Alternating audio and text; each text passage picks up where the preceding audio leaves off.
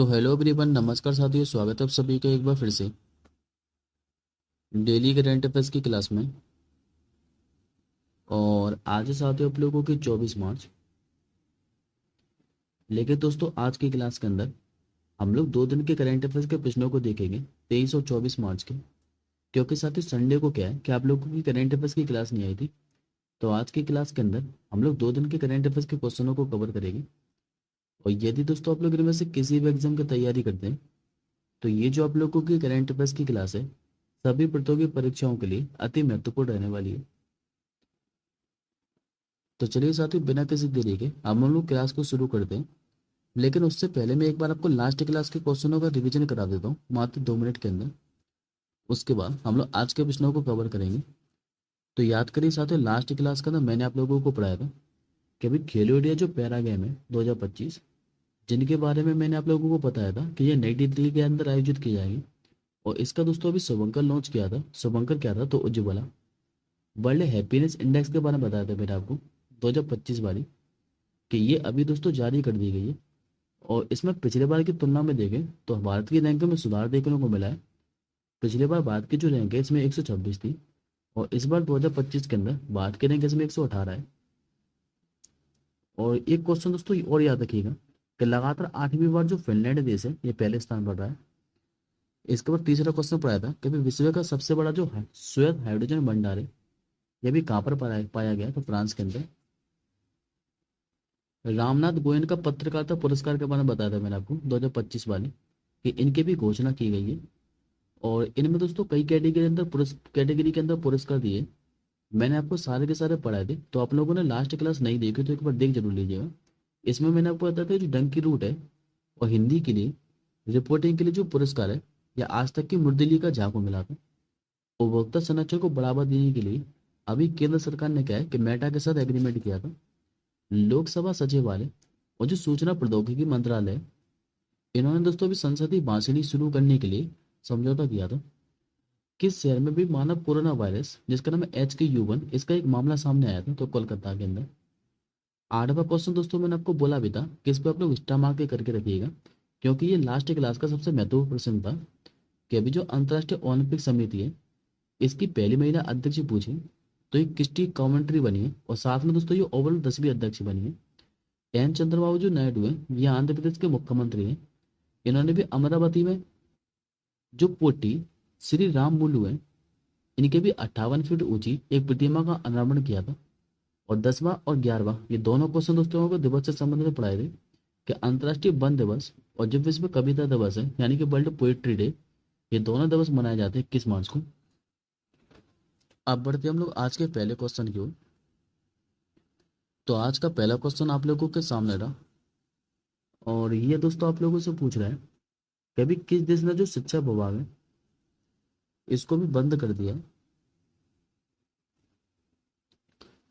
तो वैसे तो साथ ही इस क्वेश्चन का जो आंसर है ये आप लोगों को इमेज में स्पष्ट दिखाई दे रहा है। ये आप लोगों के सामने अमेरिका के राष्ट्रपति हैं जिनका नाम है डोनाल्ड ट्रंप। और इन्होंने क्या है कि अभी शिक्षा विभाग को बंद कर दिया है। और अमेरिका के दोस्तों जो राष्ट्रपति हैं डोनाल्ड ट्रंप, ये आप लोग याद रखेंगे 47वें नंबर के राष्ट्रपति हैं। और ट्रंप ने दोस्तों दस्तखत करने के बाद कहा है कि अमेरिका में क्या है कि लंबे समय से छात्रों को अच्छी शिक्षा नहीं दे रही है सरकार, तो अब शिक्षा विभाग का जो काम है ये कोई और जिम्मेदार संस्था संभालेगी। बात करते हैं पहले हम लोग अमेरिका के बारे में, और उसके बाद दोस्तों मैंने आपको पिछले 3 महीने के अंदर अमेरिका से संबंधित जितने भी करंट अफेयर्स के क्वेश्चन पढ़ाए वो सारे के सारे रिवीजन भी कराऊंगा। तो पहले आप लोग अमेरिका के बारे में देख लीजिए। जैसे कि दोस्तों यदि आप लोगों से पूछेगा यहाँ की राजधानी क्या है, तो आप लोग आंसर कीजिएगा वॉशिंगटन DC पे। मुद्रा मैंने आपको कई बार बताई है, डॉलर चलती है। राष्ट्रपति पूछ ले, ये अभी आपको बताए थे डोनाल्ड ट्रंप है।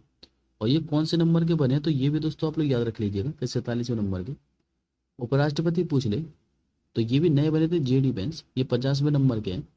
और जबकि विदेश मंत्री की बात करें तो मार्को रूबियो, और ये बनी थी 72वें नंबर की। अब बात करते हैं दोस्तों अमेरिका से संबंधित करंट अफेयर्स के प्रश्नों के बारे में। तो सबसे पहले मैंने आपको जनवरी महीने के अंदर बताया था, थोड़ा दिमाग पर जोर डालिए। मैंने आपको बताया था कि जो ग्लोबल फायर पावर इंडेक्स है 2025 वाली, ये जारी की गई थी। और इसमें दोस्तों जो अमेरिका है ये रहा था पहले स्थान पर। साथ में मैंने आप लोगों को ये भी बताया था कि इसमें भारत की स्थिति क्या थी, तो भारत था चौथे स्थान पर। इसके बाद अमेरिका ने क्या क्या घोषणा की थी, तो इसके बाद दोस्तों ने जो WHO है यानी कि वर्ल्ड हेल्थ ऑर्गेनाइजेशन, इससे अलग हो गया था। साथ में पेरिस जलवायु समझौते से बाहर होने का भी फैसला कर लिया था। टिकटॉक पर इसने बैन लगा दिया था। जो वाइल्ड ईगल है इसको अमेरिका का राष्ट्रीय पक्षी घोषित कर दिया था। डोनाल्ड ट्रंप ने जो जन्मजात नागरिकता है इसको खत्म करने की घोषणा कर दी थी। अमेरिका देश जो अवैध प्रवासी हैं इनको ग्वांतेमाला जेल भेजेगा। और साथ में जो अंतर्राष्ट्रीय अपराध न्यायालय है इस पर भी प्रतिबंध लगा दिए थे इसने। तो ये सारे के सारे दोस्तों जो क्वेश्चन है ये पिछले 3 महीने के अंदर ही पढ़ाया मैंने आपको। आई होप आपको आज सारे के सारे रिवीजन हो चुके होंगे। अब बढ़ते हम लोग आज के दूसरे प्रश्न की ओर। तो आज का दूसरा क्वेश्चन आप लोगों से पूछ रहा है कि अभी किस राज्य की विधानसभा में जो सांकेतिक भाषा है ये लागू की जाएगी। ये लागू की जा रही है दोस्तों पंजाब राज्य के अंदर। करेक्ट आंसर होगा ऑप्शन नंबर बी। अब इस क्वेश्चन के बारे में हम लोग आगे समझते हैं। देखिए दोस्तों जो पंजाब विधानसभा है ये भी उन लोगों की सुविधा के लिए सांकेतिक भाषा शुरू करने जा रही है जो बोलने या फिर सुनने में असमर्थ है। और ये क्वेश्चन साथियों इसलिए भी महत्वपूर्ण बन जाता है आप लोगों के एग्जाम के लिए क्योंकि पंजाब विधानसभा क्या है कि इस तरह की परियोजना शुरू करने वाली देश की पहली विधानसभा भी बन गई है। बात करते हैं पहले हम लोग पंजाब के बारे में। तो पंजाब और जो दोस्तों हरियाणा है इसकी कॉमन राजधानी है चंडीगढ़। मुख्यमंत्री यदि आप लोगों से पूछ रहे हो तो भगवंत मान है। और राज्यपाल की बात करें तो गुलाब चंद कटारिया। अब यहाँ से भी आप लोगों को एक क्वेश्चन और याद रखना है एडिशनल इन्फॉर्मेशन के अंदर। याद करिए मैंने आपको बताया था कि पंजाब ने 14वीं जो हॉकी इंडिया जूनियर पुरुष राष्ट्रीय चैंपियनशिप है 2024 इसका खिताब जीता था। अब बढ़ते हैं हम लोग आज के तीसरे प्रश्न की ओर। आज का दोस्तों आपको जो तीसरा क्वेश्चन है ये आज की क्लास का आपको सबसे महत्वपूर्ण प्रश्न है। चाहे तो दोस्तों आप लोग इस पर डबल स्टार मार्क कर लीजिए। इस क्वेश्चन से तो दोस्तों आपको एग्जाम में क्वेश्चन देखने को मिलेगा ही मिलेगा, लेकिन यहाँ से मैं आपको कुछ इंपॉर्टेंट पॉइंट भी बताऊंगा और उनसे भी आपको साथ ही एग्जाम में क्वेश्चन देखने को मिलेगा किसी न किसी एग्जाम में। तो पहले मुझे आप लोग इस क्वेश्चन का आंसर बताइए कि अभी वर्ष 2024 के लिए 59वें नंबर का जो ज्ञानपीठ पुरस्कार है इससे अभी किसे सम्मानित किया गया।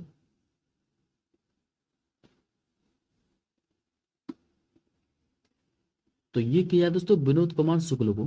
करेक्ट आंसर हो जाएगा आपको ऑप्शन नंबर ए। अब इस क्वेश्चन के बारे में आप लोग आगे ध्यान से समझिएगा सभी पॉइंटों को। ये दोस्तों आपको जो इमेज में दिखाई दे रहे हैं पहले ये आपके सामने विनोद कुमार शुक्ल हैं और ये एक साहित्यकार है और ये ज्ञानपीठ पुरस्कार पाने वाले 12वें नंबर के हिंदी लेखक बने हैं। साथ में ये छत्तीसगढ़ से ये सम्मान पाने वाले पहले व्यक्ति भी हैं। लेकिन ओवरऑल कौन से हैं, तो ओवरऑल 59वें नंबर के हैं। अच्छा इनको किस उपन्यास के लिए दिया है तो ये भी आप लोगों से पूछ सकता है। तो याद रखेंगे नौकर की कमीज के लिए। और इनका दोस्तों एक और उपन्यास है, वैसे तो इनके कई उपन्यास हैं लेकिन खाली आप लोग ये दो ही याद रखिएगा। एक दीवार में एक खिड़की रहती थी। ये जो दोस्तों उपन्यास है दीवार में एक खिड़की रहती थी इसके लिए इनको 1999 के अंदर साहित्य अकादमी पुरस्कार भी मिला था। पहले हम लोग बात कर लेते हैं ज्ञानपीठ पुरस्कार के बारे में। तो ये भारत में सबसे पुराना और सर्वोच्च साहित्य पुरस्कार है। स्थापना पूछे कि ज्ञानपीठ पुरस्कार की स्थापना कब हुई थी तो ये भी आप लोग याद रखेंगे कि 1961 के अंदर हुई थी। लेकिन पहली बार ये पुरस्कार की बात करें तो 1965 के अंदर प्रदान किया गया था। किसे दिया गया था 1965 में पहली बार, ये भी दोस्तों हम लोग आगे समझेंगे। फिलहाल आप लोग यहीं पर फोकस करिए अभी। अच्छा संस्थापक कौन थे ज्ञानपीठ पुरस्कार के, तो श्री साहू शांति प्रसाद जैन। अच्छा इसमें इनामी राशि कितनी दी जाती है, तो 11 लाख रुपए की नगद इनामी राशि, साथ में एक बाघ देवी की मूर्ति और एक प्रतिष्ठित पत्र दिया जाता है। और ये जो दोस्तों पुरस्कार है ज्ञानपीठ पुरस्कार, याद रखेंगे दोस्तों ये मरणोपरांत नहीं दिया जाता। अब हम लोग ज्ञानपीठ पुरस्कार से संबंधित कुछ इंपॉर्टेंट तथ्यों को समझ लेते हैं। जैसे दोस्तों यदि आप लोगों से पूछ ले कि हिंदी भाषा के लिए पहला ज्ञानपीठ पुरस्कार किसे दिया गया था, तो वेरी वेरी इंपॉर्टेंट है, आप लोग याद रखेंगे सुमित्रा नंदन पंत को दिया था। कब दिया गया था ये भी याद रखेंगे आप लोग कि 1968 के अंदर दिया था। कई एग्जामों में पूछा हुआ क्वेश्चन बता रहा हूँ मैं आप लोगों को। ये अंग्रेजी भाषा में पूछ लिया आप लोगों से, तो अंग्रेजी भाषा में जो पहला ज्ञानपीठ पुरस्कार है ये दोस्तों आपको अमिताभ घोष को दिया गया था। और ये दोस्तों कई एग्जामों में क्वेश्चन ये भी पूछा गया है कब दिया गया था, याद रखेंगे 2018 के अंदर। अब एक बार आप लोग आगे देखिए आज के ज्ञान के अंदर। यदि आप लोगों से पूछ रहे कि ज्ञानपीठ पुरस्कार पाने वाले पहले व्यक्ति कौन थे, तो ये भी दोस्तों कई एग्जाम में पूछा हुआ है। मैं आपको जितने भी क्वेश्चन यहाँ पर बता रहा हूँ, ये सारे के सारे एग्जाम में पूछे गए हैं किसी न किसी में। तो ये आप लोग याद रखेंगे कि जी शंकर कुरुप थे, और ये दोस्तों एक मलयालम लेखक थे। इनको 1962 में ज्ञानपीठ पुरस्कार दिया गया था। अच्छा, किस कविता संग्रह के लिए दिया गया था? तो ओड पूजल, जिसे हिंदी में क्या बोलते हैं, तो बांसुरी। ज्ञानपीठ पुरस्कार पाने पाने वाली आपको पहली महिला पूछ ले, तो ये आप लोग याद रखेंगे आशापूर्णा द्विवेदी, जो कि दोस्तों एक बंगाली उपन्यासकार थी। और इनको कब मिला था? तो साल 1976 के अंदर। किस उपन्यास के लिए मिला था? तो प्रथम प्रतिश्रुति उपन्यास के लिए। इससे पहले नंबर का भी 58वें नंबर का ज्ञानपीठ पुरस्कार की बात करें तो ये किसे दिया गया था? तो ये आप लोगों को और याद रखना है, दो व्यक्तियों को मिला था। एक तो दोस्तों जो कवि गुलजार है, इनको मिला था, और साथ में जगत गुरु जो राम भद्राचार्य है, इनको भी। अब बढ़ते हैं हम लोग आज के चौथे क्वेश्चन की ओर। आज का साथियों को जो चौथा क्वेश्चन है, ये भी पुरस्कार से संबंधित ही है। आप लोगों से पूछ रहा है कि अभी महाराष्ट्र राज्य का जो सर्वोच्च नागरिक पुरस्कार है, जिसका नाम महाराष्ट्र भूषण, इससे भी किसे सम्मानित किया गया है? तो ये जो दोस्तों पुरस्कार है, ये रामबी सुतार को मिला है। करेक्ट आंसर हो जाएगा ऑप्शन नंबर डी। बात करते हैं हम लोग रामबी सुतार के बारे में। तो ये जो दोस्तों रामबी सुतार है, इन्होंने जो स्टैच्यू ऑफ यूनिटी है, जो कि गुजरात के अंदर है, जिसकी ऊंचाई 182 मीटर है, इसी प्रतिमा को इन्होंने डिजाइन किया था। और इसी कारण क्या है कि इनको भी महाराष्ट्र भूषण पुरस्कार से सम्मानित किया है। और इस पुरस्कार के तहत इनको 25 लाख रुपए की तो नगद इनामी राशि, साथ में एक स्मृति चिन्ह प्रदान किया है। अब देखिए आज का आप लोग पांचवा क्वेश्चन। आज का दोस्तों आपको जो पांचवा क्वेश्चन है, ये भी पुरस्कार से संबंधित ही है। और ये क्वेश्चन दोस्तों महत्वपूर्ण भी है। महत्वपूर्ण क्यों है, तो ये मैं आपको आगे बताऊंगा। पहले आप लोग इस क्वेश्चन के बारे में समझ लीजिए। अभी जो भारतीय अभिनेता है, जिनका नाम है चिरंजीवी, इनको भी किस देश की सरकार ने जो लाइफ टाइम अचीवमेंट अवार्ड है, इससे अभी सम्मानित किया है? तो ये साथी ब्रिटेन ने किया है। करेक्ट आंसर होगा ऑप्शन नंबर सी। दरअसल दोस्तों जो दिग्गज तेलुगु सिनेमा सुपरस्टार है, जिनका नाम है चिरंजीवी, इनको भी भारतीय सिनेमा में इनके अपार योगदान, सांस्कृतिक प्रभाव और जो सार्वजनिक सेवा है, इसी के लिए लाइफ टाइम अचीवमेंट अवार्ड से सम्मानित किया है। ये जो प्रतिष्ठा सम्मान है, ये लंदन में स्थित जो थिंक टैंक ब्रिज इंडिया है, इसी के द्वारा यूके संसद के हाउस ऑफ कॉमन में आयोजित एक समारोह के दौरान दिया है। और मैंने आप लोगों को बोला था कि यह क्वेश्चन महत्वपूर्ण है, क्योंकि साथ चिरंजीवी क्या है कि ये सम्मान हासिल करने वाले पहले भारतीय सेलिब्रिटी भी बन गए। इसी कारण ये क्वेश्चन क्या है कि महत्वपूर्ण है। अच्छा, और कौन कौन से अवार्ड दिए गए हैं चिरंजीवी को? तो आप लोगों को दो अवार्ड और याद रखने हैं। एक तो चिरंजीवी को जो भारत का तीसरा सर्वोच्च नागरिक सम्मान है, जिसका नाम पद्म भूषण, इससे 2006 के अंदर सम्मानित किया गया था। और अभी रिसेंटली 2024 के अंदर इनको भारत का जो दूसरा सर्वोच्च नागरिक सम्मान है, इसका नाम पद्म विभूषण, इससे भी सम्मानित कर दिया गया। अब देखिए आज का आप लोग छठवां क्वेश्चन। आज का छठवां क्वेश्चन आप लोगों से पूछ रहा है कि अभी निम्नलिखित में से किस देश को जो मध्य एशिया युवा प्रतिनिधि मंडल है, इसकी अभी मेजबानी मिली है? तो ये दोस्तों कोई और देश नहीं बल्कि अपने प्यारे भारत को ही मिली है। करेक्ट आंसर हो जाएगा आपका ऑप्शन नंबर है। देखिए भी दोस्तों, अभी भारत क्या है कि 22 से लेकर 28 मार्च 2025 तक तीसरे नंबर की जो मध्य एशियाई युवा प्रतिनिधि मंडल है, इसकी मेजबानी करने जा रहा है। और जो केंद्रीय युवा कार्यक्रम और खेल मंत्रालय अंतर्राष्ट्रीय युवा आदान प्रदान कार्यक्रम है, इसी के तहत इसका आयोजन किया जा रहा है। अच्छा, इस पहल का उद्देश्य क्या है? तो भारत जो मध्य एशियाई के दोस्तों दोस्त हैं, सॉरी देश हैं, जिनका नाम है कजाकिस्तान, किर्गिस्तान, तजाकिस्तान, तुर्कमेनिस्तान और उज्बेकिस्तान। ये पांच दोस्तों सेंट्रल एशियाई के देश हैं। इनके बीच युवा सहयोग और सांस्कृतिक आदान प्रदान को क्या है कि बढ़ावा देना है। अब बढ़ते हैं हम लोग आज के सातवें क्वेश्चन की ओर। आज का सातवां क्वेश्चन आप लोगों के सामने रहा कि अभी भारत ने किस देश की कृषि को बढ़ावा देने के लिए क्या है कि $1 मिलियन जो डॉलर है, इसकी अभी मशीनरी भेजी है। तो ये भेजिए दोस्तों सूरीनाम देश को। करेक्ट आंसर हो जाएगा ऑप्शन नंबर डी। दरअसल तो भारत ने अपनी विकास साझेदारी के तहत पैशन फ्रूट उद्योग को समर्थन देने के लिए जो सूरीनाम देश है इसको भी $1 मिलियन की मशीनरी भेजी है। और इस पहल का उद्देश्य क्या है, तो कृषि उत्पादकता को बढ़ावा और भारत और सूरीनाम के बीच जो द्विपक्षीय संबंध है इनको मजबूत करना है। बात करते हैं अब हम लोग सूरीनाम के बारे में। तो पहले आप लोग मैप में लोकेशन देख लीजिए कि सूरीनाम स्थित कहाँ पर है। तो ये साथियों आपको मैप में साउथ अमेरिका कॉन्टिनेंट देखने को मिलेगा। साउथ अमेरिका कॉन्टिनेंट की तरफ यदि आप लोग ऊपर की साइड देखोगे, एक साइड तो आपको गुआना देखने को मिलेगा और दूसरी साइड आपको देखने को मिलेगा फ्रेंच गुआना। इसी के बीच में आपको सूरीनाम देश देखने को मिलेगा। सूरीनाम की यदि आप लोगों से राजधानी पूछ ले तो ये आप लोग याद रखेंगे, पारामरीबो यहाँ की राजधानी है। सूरीनाम के राष्ट्रपति कौन है, तो चांद संतोखी। जबकि दोस्तों यहाँ पर आधिकारिक भाषा क्या चलती है, तो डच यहाँ पर आधिकारिक भाषा चलती है। अब देखिए आज का आप लोग 8वां क्वेश्चन। आज का 8वां क्वेश्चन आप लोगों के सामने रहा। बाद में जो 11वीं एशियाई तैराकी चैंपियनशिप है इसका जो आयोजन है ये कहाँ पर किया जाएगा। तो दोस्तों बाद में जो 11वीं नंबर की इस बार एशियाई तैराकी चैंपियनशिप है ये अहमदाबाद के अंदर आयोजित की जानी है। करेक्ट आंसर हो जाएगा ऑप्शन नंबर डी।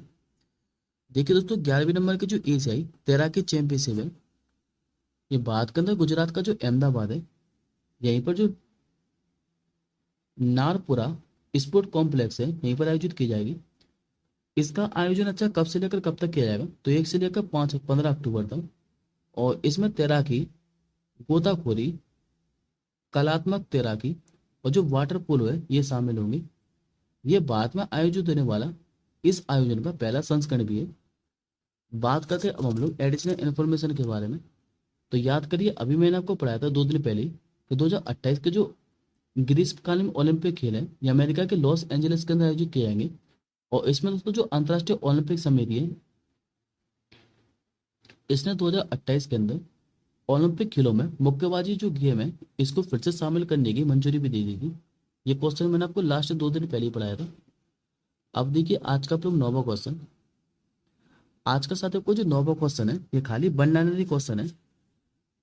आप लोगों से पूछ रहा है कि भी किस देश के महान मुक्केबाज जिनका नाम है जॉर्ज फोरमैन, इनका भी हाल ही में निधन हो गया है।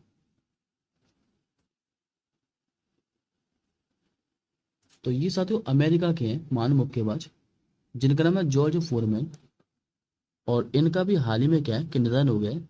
तो वन लाइनर क्वेश्चन है, खाली आप लोगों से इतना ही पूछेगा, लेकिन एक बार इमेज में देख लीजिए। अभी 76 वर्ष की आयु में क्या है कि इनका 21 मार्च 2025 को निधन हो गया है।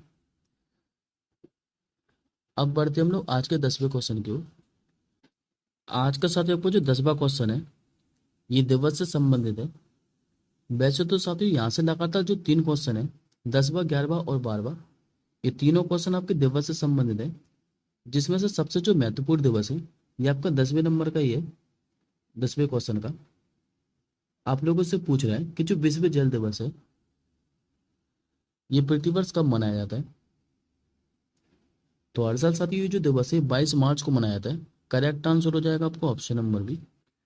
और साथ ही दोस्तों याद रखिएगा कि जो विश्व जल दिवस है ये हमारे के जो 17 गोल है सस्टेनेबल डेवलपमेंट गोल के, उनमें से साथ ही जो 6वां नंबर का गोल है SDG 6 है, इसको प्राप्त करना है। जिसका उद्देश्य 2030 तक क्या है कि सभी को स्वच्छ पानी उपलब्ध कराना है।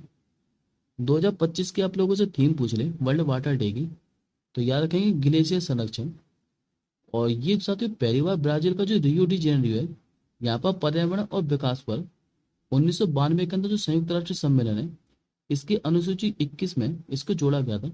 साथ ही पहली बार विश्व जल दिवस कब मनाया गया था, तो 22 मार्च 1993 को। अब बढ़ते हम लोग आज के 11वें क्वेश्चन की ओर। आज का 11वां क्वेश्चन आप लोगों से पूछ रहा है कि जो विश्व मौसम विज्ञान दिवस है यह हर साल कब मनाया जाता है। तो हर साल ये दिवस मनाया जाता है आपका 23 मार्च को। करेक्ट आंसर हो जाएगा आपको ऑप्शन नंबर ए। दरअसल ये जो दिवस है राष्ट्रीय मौसम और जो जलवायु विज्ञान सेवाएं इनकी महत्वपूर्ण भूमिका को उजागर करता है। 2025 के लिए इसकी थीम क्या है, वर्ल्ड मौसम विज्ञान दिवस की। तो थीम दोस्तों आप लोगों को मैं आपको कई बार बोल चुका हूँ कि इंग्लिश में याद रखनी है। हालांकि बताता तो मैं आप लोगों को हिंदी में भी हूँ, लेकिन आप लोग याद जो है ये थीम इंग्लिश में ही रखेंगे। थीम क्या है इसकी इंग्लिश में, तो closing the a relieve warning, gate to together, ये विश्व मौसम विज्ञान दिवस की थीम है। और हिंदी में क्या है, तो एक साथ पारंपरिक चेतावनी, अंतर को पाटना। अच्छा, पहला विश्व जो मौसम विज्ञान दिवस है 1961 के अंदर मनाया गया था। बात करते हैं अब हम लोग विश्व मौसम संगठन के बारे में, जिसके द्वारा ये दिवस मनाया जाता है। तो इसकी स्थापना 23 मार्च 1950 के अंदर हुई थी और ये संयुक्त राष्ट्र की विशेष एजेंसी है। इसका उद्देश्य क्या है, तो मौसम विज्ञान और जो जल विज्ञान है और जो जलवायु विज्ञान है, इसमें अंतर्राष्ट्रीय सहयोग को बढ़ावा देना।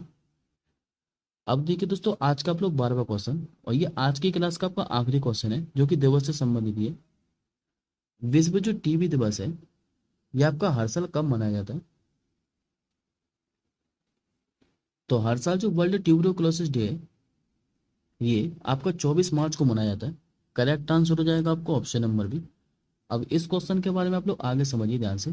देखिए साथियों, जो विश्व टीबी दिवस है हर साल 24 मार्च को मनाया जाता है और इसका उद्देश्य क्या है, तो लोगों को टीबी के बारे में जागरूक करना और इस बीमारी के खिलाफ लड़ाई में योगदान देना है। 2025 के लिए विश्व टीबी दिवस की थीम क्या है, तो 2025 के लिए थीम है yes we can and TB commit invest deliver. ये 2025 के लिए विश्व टीबी दिवस की थीम है और हिंदी में क्या है, तो हाँ, हम टीबी को खत्म कर सकते हैं, प्रतिबद्ध निवेश और उदार। पहला टीबी दिवस की बात करें तो पहली बार जो टीबी दिवस है 1982 के अंदर मनाया गया था। और टीबी की दोस्तों खोज किसने की थी, तो 24 मार्च 1982 को जो डॉक्टर रॉबर्ट कोच है, इन्होंने टीबी के जीवाणु की खोज की थी। और टीबी साथियों किस कारण होता है, तो माइकोबैक्टीरियम ट्यूबरकुलोसिस नामक जीवाणु के कारण। और आमतौर पर ये प्रभावित किसको करता है, तो वैसे आमतौर पर ये फेफड़ों को प्रभावित करता है। अब बात करते हैं हम लोग WHO के बारे में। तो WHO की स्थापना हुई थी साथ ही 7 अप्रैल 1948 को। मुख्यालय पूछे तो जिनेवा के स्विट्जरलैंड के अंदर है। वर्तमान में WHO में सदस्य कितने हैं, तो 194। और इसके भी 9वें नंबर के महानिदेशक कौन है, तो टेड्रोस अदानोम गैब्रियस। ये अभी वर्तमान में इसको 9वें नंबर के महानिदेशक हैं। अब ये साथियों आपका आज का क्वेश्चन ऑफ द डे है, जिसका आंसर मुझे आप लोग कमेंट बॉक्स के अंदर बताएंगे कि कबड्डी वर्ल्ड कप 2025 जो है इसकी मेजबानी कौन सा देश करने जा रहा है। इस प्रश्न का आंसर मुझे आप लोग कमेंट बॉक्स के अंदर बता दीजिएगा। और क्लास की PDF साथियों आपको हमारे टेलीग्राम ग्रुप पर मिल जाएगी, तो आप लोग हमारे टेलीग्राम ग्रुप से जुड़ जाइएगा। टेलीग्राम ग्रुप का जो लिंक है वो इस वीडियो के डिस्क्रिप्शन बॉक्स में है। अब हम मिलेंगे जल्दी अगली क्लास के साथ ही, तब तक के लिए जय हिंद, वंदे मातरम।